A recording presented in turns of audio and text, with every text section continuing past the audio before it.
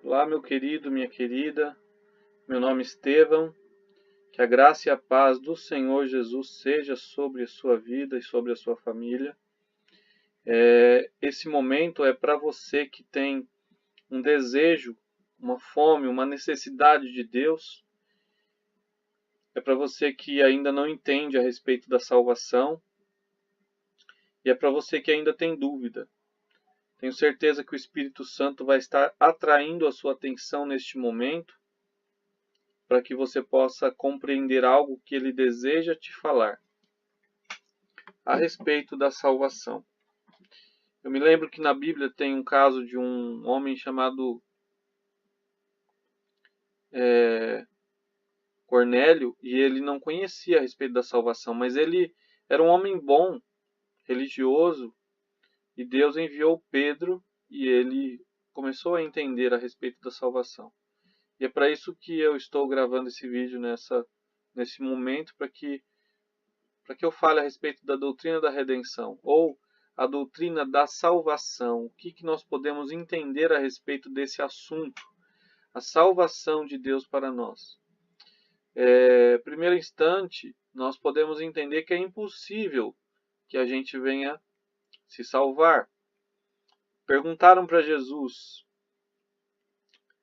depois de ouvirem um discurso duro, disseram: dessa maneira ninguém vai poder se salvar. E Jesus lhes respondeu: tudo que é impossível aos seres humanos é possível para Deus. Então a salvação para nós é impossível, mas para Deus não. É necessário que a gente venha perder para ganhar. Porque quem quer ganhar tem que perder. É como se você tivesse um guarda-roupa cheio e tivesse que esvaziar para pôr mais alguma coisa dentro. Marcos 8,34 diz assim: em seguida Jesus convocou a multidão e os discípulos e os desafiou: se alguém quiser seguir-me, negue-se a si mesmo, tome a sua cruz a cada dia e siga-me. Quem quiser, pois, salvar a sua vida, perdê-la-á, mas quem perder a sua vida por minha causa e pela causa do Evangelho, salvá-la-á. Então, você que tem vivido tentando ganhar alguma coisa, eu te convido a perder alguma coisa e que a salvação possa se revelar na sua vida. Perder a sua própria vontade, perder o seu ego, perder coisas que não agradam a Deus, para que haja uma salvação na sua vida. Porque Deus te ama e Ele deseja te salvar. A Bíblia diz que Deus te amou tanto que entregou seu Filho unigênito para que você que crê em Jesus não pereça, mas tenha a vida eterna. Então, é necessário que você entenda que nós precisamos ser salvos. Nós não temos uma vida eterna com Deus sem Ele, e por isso que nós vamos entender um pouquinho a respeito da doutrina da redenção. Houve a necessidade, porque o Filho do Homem veio buscar e salvar o que se havia perdido. Lá no Jardim do Éden, toda a raça humana se perdeu juntamente com Adão, com o seu pecado. E Jesus veio para salvar e buscar o que se havia perdido. Entenda que todos nós temos pecado e nós precisamos falar um pouco disso na matéria de escatologia, na matéria da teologia, chama-se hamartiologia. E nós vamos entender como nós pecamos, como que a doença nos influencia nesse meio e o que é a morte. Bom, como que nós pecamos? Nós pecamos de duas maneiras, né? Como eu já falei, através do pecado de Adão e através dos nossos pecados. Através dos pecados de Adão, está descrito em Romanos 5,12, concluímos que da mesma forma como o pecado ingressou no mundo por meio de um homem, e pelo pecado a morte, assim também a morte foi legada a todos os seres humanos. Por isso, todos pecaram. Então, mesmo que você se ache bonzinho, nós somos pecadores. Nós precisamos da salvação de Deus para a nossa vida. Será que você acredita nisso? Se você não acredita que você é um pecador, assista mais um pouquinho com a gente, para que você possa, a palavra de Deus possa te tratar. No meio disso nós temos as doenças. A Bíblia diz que As suas dores eram as nossas próprias dores, e ele carregava todo o nosso ser. Sobre o seu corpo levou as nossas doenças, contanto nós o julgamos cativo, julgamos culpado e castigados por Deus, pela mão de Deus, ferido e torturado. Então, as doenças, elas são resultado direto do pecado. Porém, não necessariamente o seu pecado, mas o pecado de Adão. Assim como nós podemos pecar e nascemos em pecado pelo pecado de Adão, assim são as doenças. Nós podemos ter doenças pelos nossos pecados. Vou te dar um exemplo para que você possa entender e não me julgar mal. Por exemplo, as doenças sexualmente transmissíveis. Elas estão no mundo por causa do pecado do ser humano. Um dos pecados é o sexo ilícito.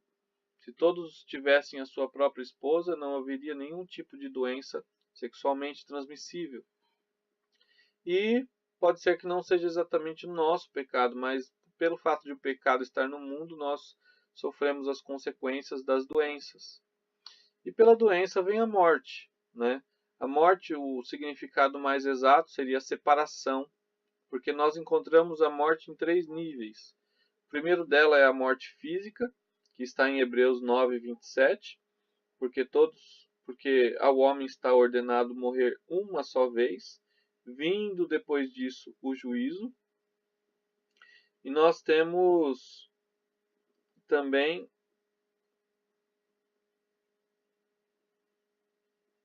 a morte espiritual. Nós vemos lá em Gênesis que o homem ele pecou. E aí, essa morte foi um desligamento da presença de Deus, né? E esse pecado, ele desligou o homem espiritualmente de Deus, né? Diz em Gênesis 2:17 que o homem transgrediu comendo da árvore do conhecimento do mal, e Deus disse que o dia que dele comer, certamente morreria. E nós vemos também a morte espiritual, a segunda morte que está descrita em Apocalipse, que é a morte final. Diz assim: o mar entregou seus mortos, e a morte e o Hades entregaram os mortos que nele havia, e um por um foi julgado de acordo com o que havia feito. Então a morte e o Hades foram atirados no lago de fogo. Esta é a segunda morte, o lago de fogo. E todo aquele cujo nome não foi encontrado no livro da vida foi lançado no lago de fogo. Essa é a morte final que o homem experimenta. Vamos dar um mergulho um pouco aqui e vamos entender que o homem, o maior problema do ser humano é quando ele é abandonado por Deus. Romanos capítulo 1, versículo 17 ao 32 fala a respeito da insistência do homem em pecar, e às vezes parece que está tudo bem, mas o homem está abandonado por Deus. E esse é o maior problema, quando nós não temos um pai para nos corrigir. Se você quiser, dê uma pausa no livro, no vídeo, e leia lá. Eu não vou ler para não ficar tão comprido esse vídeo. Nós vemos que o salário do pecado é a morte, mas o dom gratuito de Deus é a vida eterna. Isso é importante a gente entender, porque isso é pagamento pelo pecado. E a gente precisa entender que o pecado, ele tem uma consequência. E essa consequência, ela é dada por Deus, né? O salário. Vamos nos questionar um pouquinho, né? Por que que o homem ele vai para o inferno se ele foi criado, o inferno foi criado por diabo e por seus anjos, né? Por que que seria? Porque o homem ele fica parecido com o diabo através da sua perversidade. Veja que nesse slide anterior, como que existe o pecado, né? Pedofilia, infanticídio, indução ao menor, satanismo, formação de quadrilhas, corrupção de onde deveria vir a lei, corrupção em todas as camadas, o divórcio banalizado até nas igrejas, onde deveria ter algo sustentável, rebeldia dos filhos, pornografia, incesto, homossexualismo explícito, marcha gay, né? E é por isso que o homem vai para o inferno, porque ele fica parecido com o diabo na sua perversão. Os sinais de condenação, né, são a dúvida, a indiferença, o medo da volta de Jesus, tristeza demasiada, o ódio, o rancor e vários outros sintomas. Nós podemos entender que quando o homem peca, ele está distanciado de Deus e sobre ele vem o sinal da condenação no seu interior. Se você está se sentindo assim, eu não estou aqui para te acusar, mas para te apontar um caminho, para que você encontre a vida eterna. Existe pecado pequeno ou grande? Certamente que não, mas existem consequências. Né? O pecado nos distancia da presença de Deus, mas as consequências nós podemos colhê-las na medida e proporção do nosso pecado. Então, de certa maneira, poderíamos dizer sim que o pecado ele é grande ou pequeno, mas nas suas consequências, né? O nível de conhecimento é o grau do nosso pecado. Por exemplo, a Bíblia diz que quanto o homem ele mais conhece, mais ele vai ser cobrado, né?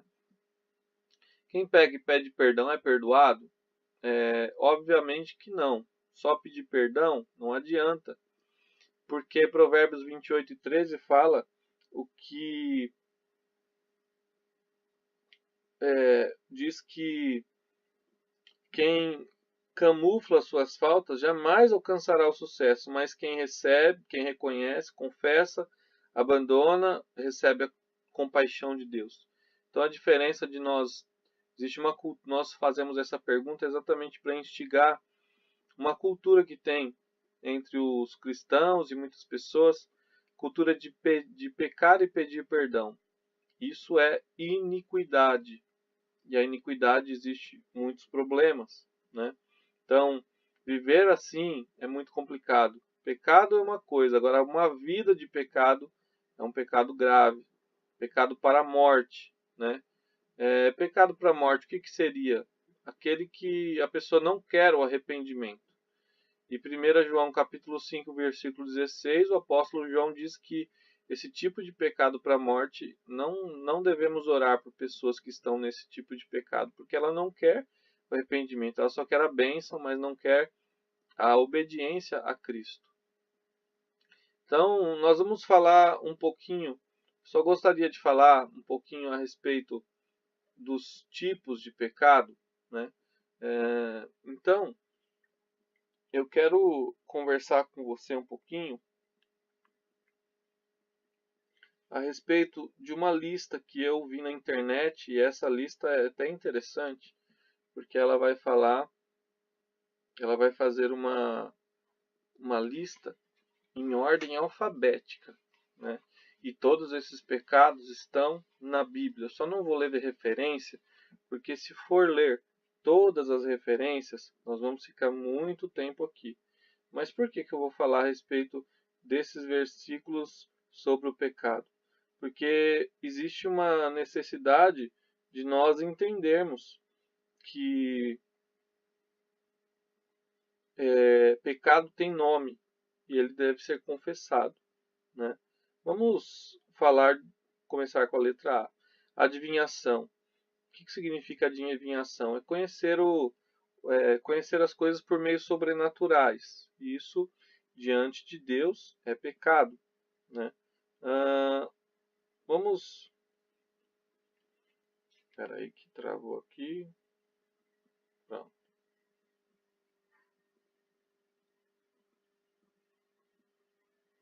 O celular está meio lento, só um minutinho, tá, gente?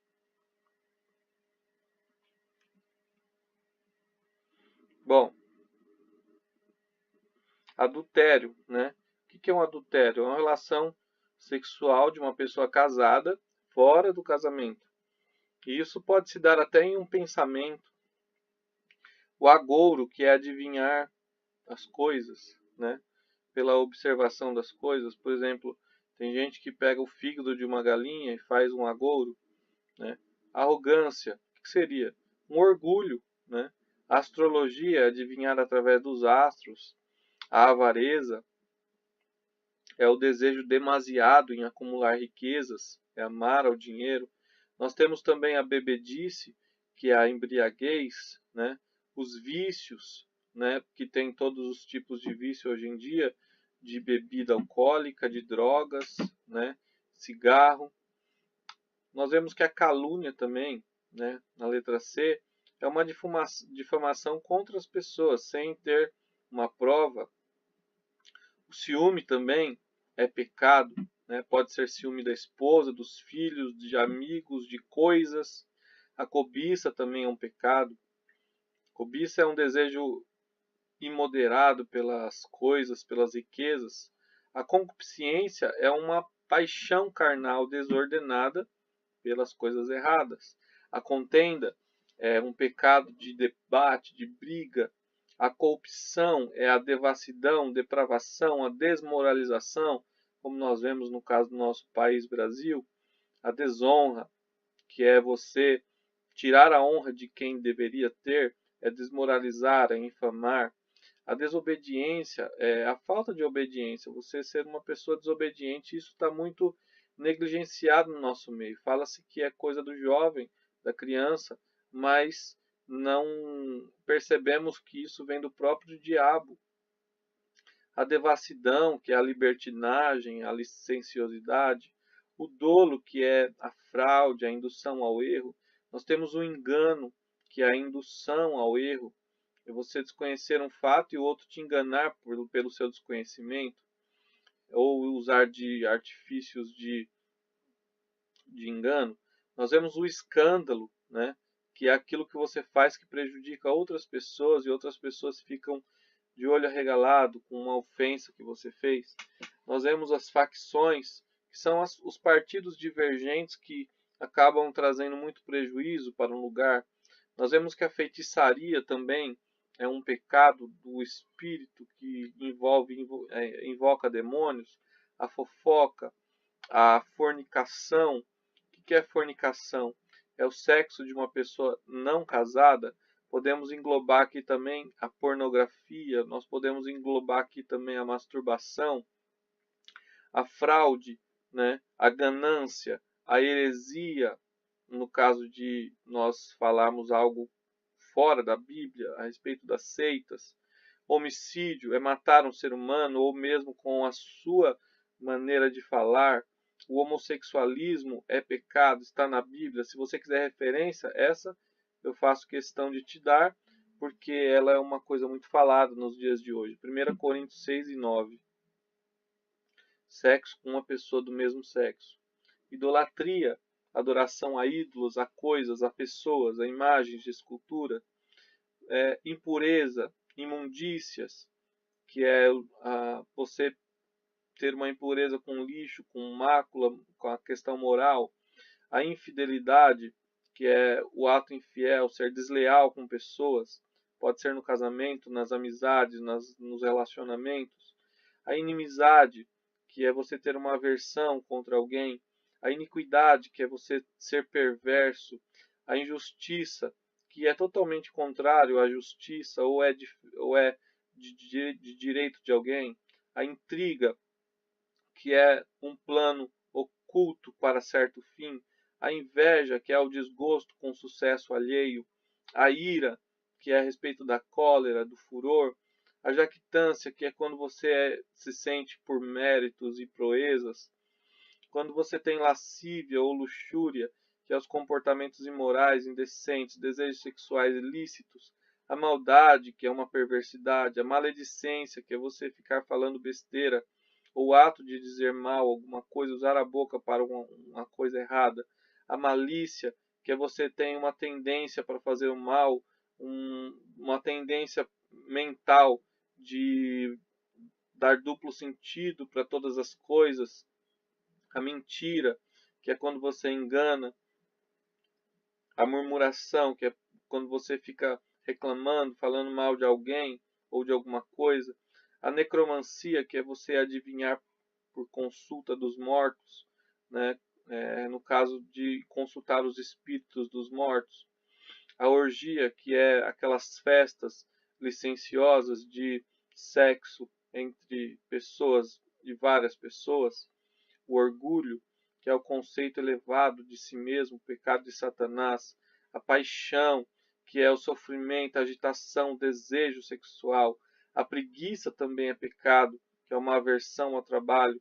Quando nós profanamos, violamos a santidade, quando nós nos prostituímos, fazemos algo da parte sexual ilícito, quando nós temos, quando raptamos uma pessoa, quando nós tiramos alguém de algum lugar como violência, e isso tem referência também, vou te dar uma, 1 Timóteo 1:10, a rixa, que é uma contenda, o roubo, que é despojar alguém de alguma coisa que não é seu, sacrifício de filhos, mas isso acontece, por que você acha que morre tantas crianças, somem tantas crianças no nosso Brasil? Os índios fazem isso, e as pessoas acham que isso é cultura, isso é pecado. Sortilégios, que é adivinhar por lançamento de sortes. A traição, que é uma deslealdade. O tumulto, que é um movimento desordenado, que é um motim. A vaidade, que é a qualidade de ser inútil, fútil, sem solidez, sem duração, confiar mais nas coisas que são próprias nossas. Então, queridos, tem uma gama de pecados que nós precisamos reconhecer e nos arrepender. E eu falei um pouco aqui de pecado para que a gente possa entender que as doenças, né, estão no meio e que a morte nos conduz ao caso da morte. Então, já falamos aqui, vamos voltar a respeito, para falar a respeito dos filhos de Deus. 1 João, capítulo 1, versículo 12, fala que Jesus, né, veio para os que eram seus, mas os seus não receberam. Mas todos quantos o receberam, deu-lhes o poder de serem feitos filhos de Deus, aos que creem no seu nome. Então entenda, querido, que nem todos são filhos de Deus, mas as pessoas que são filhas de Deus é aquelas que recebeu esse direito, que confessou Jesus. E a gente vai entender um pouquinho como nós podemos fazer isso. Através do castigo substitutivo de Jesus na cruz, nós somos ligados a esse e temos condições de sermos perdoados através do nosso, através da vida de Jesus. E nós podemos pecar. Jesus ele sofreu um castigo substitutivo porque o homem peca nos 3 níveis: corpo, alma e espírito. Vamos pensar em um pecado do corpo, né? Pornografia, prostituição, adultério. Um pecado da alma, o ódio é um pecado da alma. Um pecado do espírito, idolatria. Então nós vemos que como o homem peca nesses 3 níveis, Jesus também sofreu nesses 3 níveis. Vemos Isaías 53:10 falando que foi do propósito de Deus torturá-lo e fazê-lo passado por toda a dor. Marcos 14:34 fala que Jesus ele estava extremamente triste até a morte e pediu a companhia dos discípulos, mas eles dormiram. Então Jesus foi castigado na sua alma e no seu espírito. Nós vemos que Jesus, quando morreu, antes de morrer, estava na cruz, ele clamou: Eloi, Eloi, lama sabachthani, que significa: Deus meu, por que me desamparaste? Então Jesus sofreu dessa maneira. Mas quando nós queremos confiar em Jesus, né? Quando nós confiamos em Jesus e naquilo que ele fez, a Bíblia diz: se com a tua boca confessares que Jesus é o Senhor e crer de todo o seu coração que Deus o ressuscitou dos mortos, você vai ser salvo. Porque com o coração se crê para a justiça e com a boca faz confissão para a salvação. Então, querido, eu gostaria que você entendesse que para ser salvo não precisa de muito. O que precisa para ser salvo? Confessar Jesus. E o que eu devo confessar a respeito de Jesus? Que ele é o meu único e suficiente Salvador, Salvador da minha alma, do meu espírito. E nós precisamos entender que ao homem está ordenado morrer uma só vez, vindo depois disso o juízo. Não tem reencarnação. Não tem quem faça o homem voltar para essa terra novamente, a não ser Deus. Então reconhecemos que essa dinâmica da salvação pode trazer salvação para o ser humano. E quando o homem ele se identifica com aquilo que Jesus fez, sabendo que Jesus não morreu por sua culpa, mas por nossa culpa, ele se entregou, então nós entendemos que a salvação é derramada sobre nossas vidas a todos os homens e nós podemos ser salvos através de Cristo Jesus. Então, entendemos aqui que nós precisamos crer que a justiça de Jesus trouxe a salvação para cada um de nós. E nós precisamos entender que o novo nascimento, que é a preparação para o novo reino, envolve fé. Efésios 2:8 diz assim: pela graça sois salvos por meio da fé, e isso não vem de vós, é dom de Deus. Ela envolve arrependimento. Nós vemos em Atos 2:38 que quando Pedro orientou aqueles homens que perguntaram para ele: o que nós vamos fazer? Porque nós matamos Jesus. E Pedro respondeu: arrependei-vos e cada um de vós seja batizado em nome de Jesus Cristo para perdão de vossos pecados e recebereis o dom do Espírito Santo.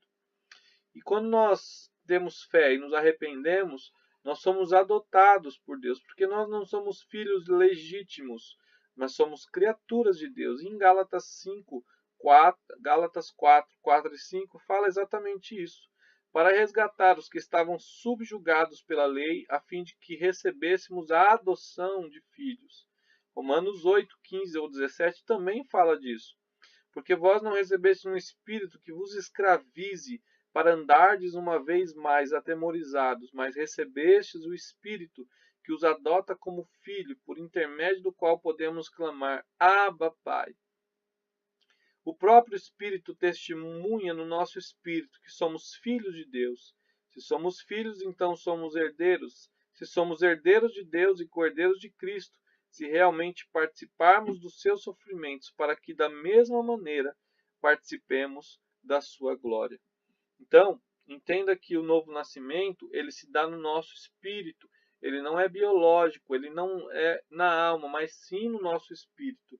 E veja comigo João 3:6, que diz assim: o que é nascido da carne é carne, mas o que é nascido do espírito é espírito.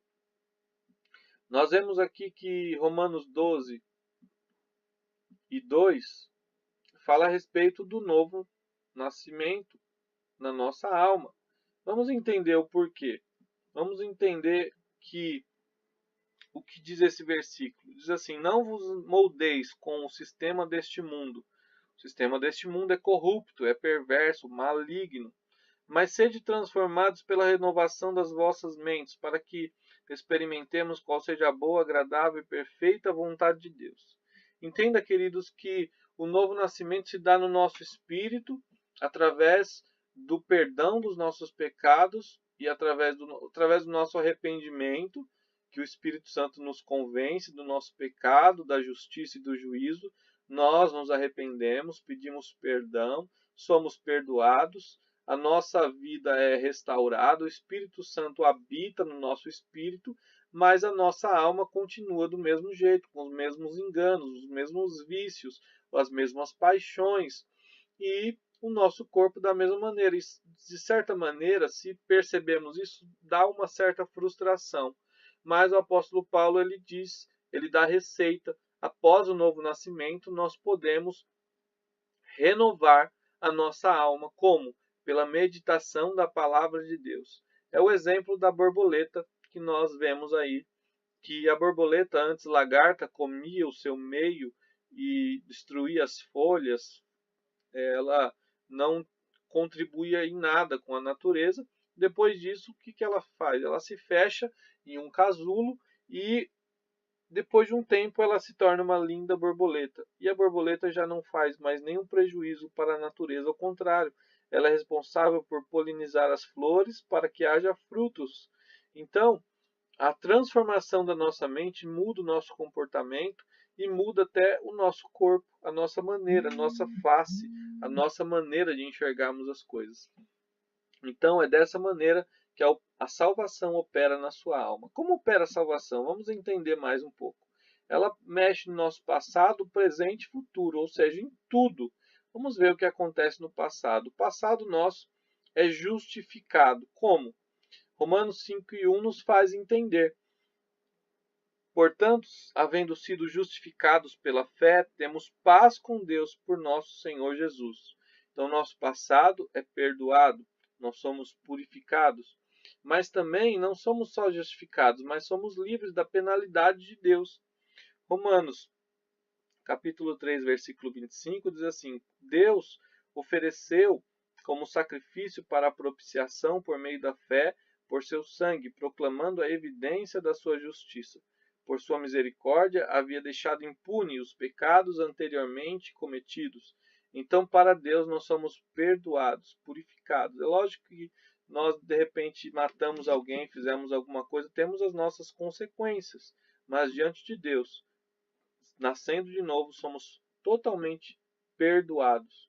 Agora, o nosso presente, ele também recebe a salvação. Nós temos a possibilidade de sermos santificados pelo poder da palavra de Deus. Salmo 119:9 diz assim: Porque como pode um homem conservar puro o seu caminho, vivendo segundo a sua palavra? Então, a santificação nós podemos viver porque nós temos a palavra de Deus. E nós temos poder para isso. Porque quando nós somos tentados, nós somos também perdoados. Olha só que em 1 Coríntios capítulo 10, versículo 13, nos diz. É como se fosse esse versículo retrata um pacote. Junto com a tentação vem também a possibilidade de escape. Olha só o que diz o versículo. Não vos sobreveio tentação que não fosse comum aos seres humanos, mas Deus é fiel e não permitirá que sejais tentados além do que podeis resistir. Pelo contrário, juntamente com a tentação, proverá um livramento para que possais suportar. Então, através da santificação, nós temos o poder de vencer o pecado. É lógico que quem brinca com o pecado acaba pecando, mas quem tem aversão pelo pecado e quer fugir dele, nós não somos mais escravos, mas temos o poder de dizer não. Antes de nós estarmos envolvidos com o pecado, nós temos a possibilidade de dizer não. Então, o ser humano, quando ele peca porque quer. Aliás, o cristão, quando ele peca porque quer. Agora, quem não é salvo, ele fica induzido, ele não tem forças para dizer não. Mas quando uma pessoa é salva, ela tem forças para dizer não. Mas, igual eu falei, não podemos nos envolver com o pecado até um certo ponto que não conseguimos mais nos desvencilhar. E a salvação ela se revela no futuro bem próximo, através da através da através desta bênção, que lá no céu não terá a presença do pecado. Nós vemos que em Apocalipse capítulo 22, versículo 14 e 15 diz assim: Bem-aventurado todos que lavam as suas roupas no sangue do Cordeiro, e assim ganham direito à árvore da vida, e podem adentrar na cidade através dos seus portais. No entanto, ficarão de fora os cães, os bruxos, os ocultistas, os que cometem imoralidades sexuais, os assassinos, os idólatras, e todos os que amam e praticam a mentira. Então, lá no céu, não vai ter a presença do pecado, não vai ter o diabo e não vai ter pessoas mais que contaminam aquele ambiente.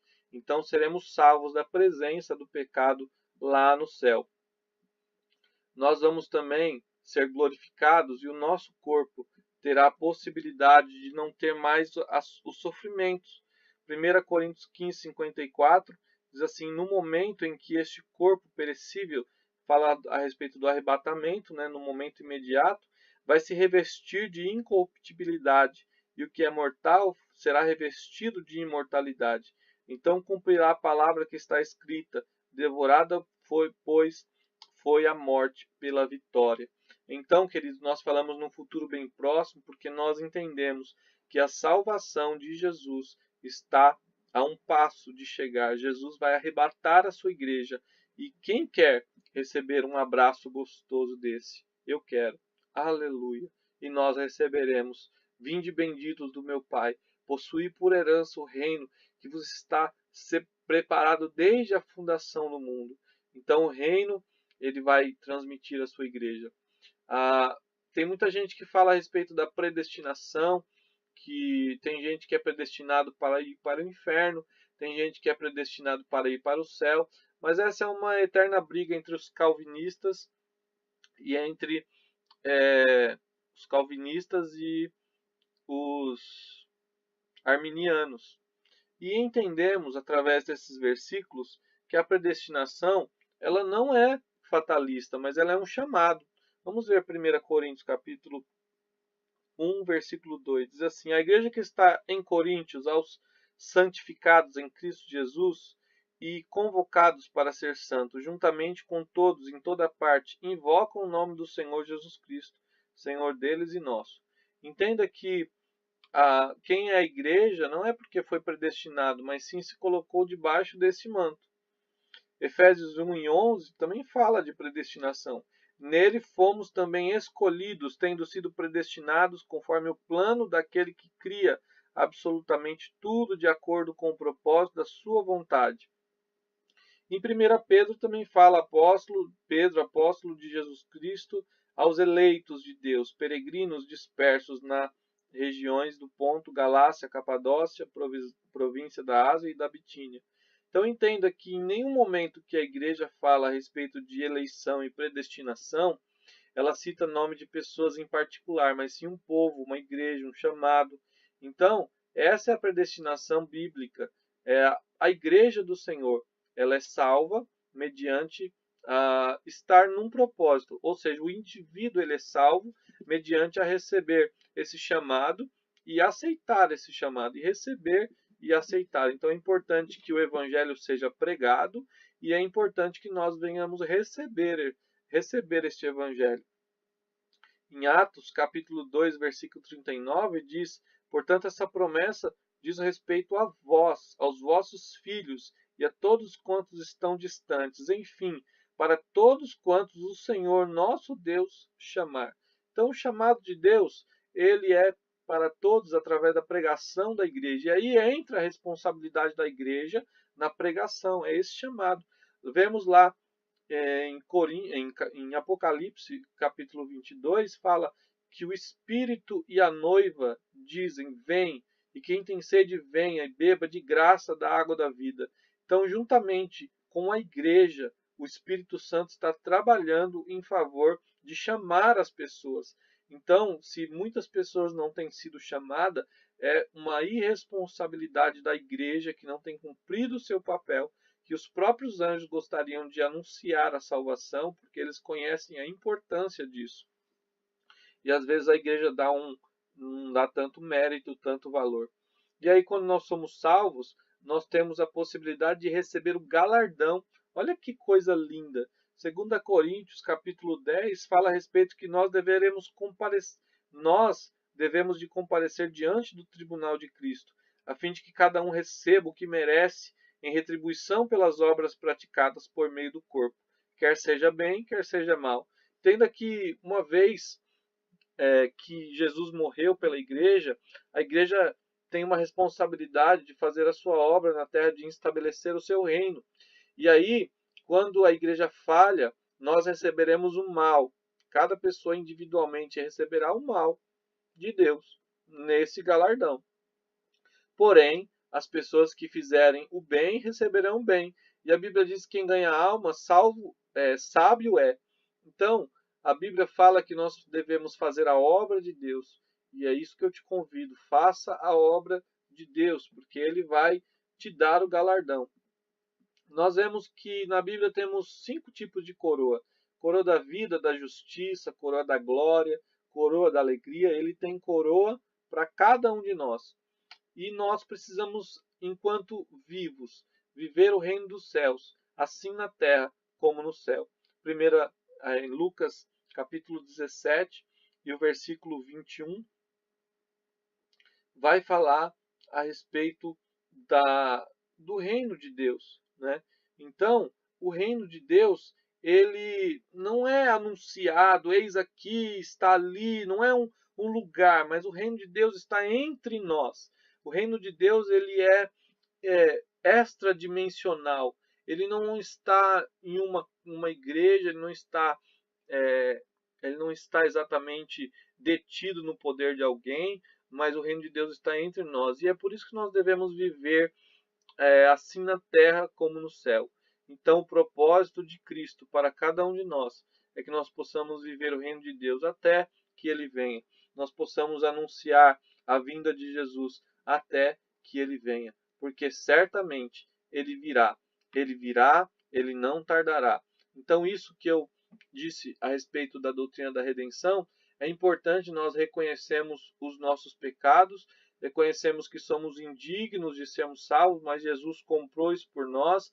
Devemos nos assimilar com aquilo que ele fez, pedir perdão, viver uma vida de santidade e saber que a salvação opera no passado, no presente e no futuro.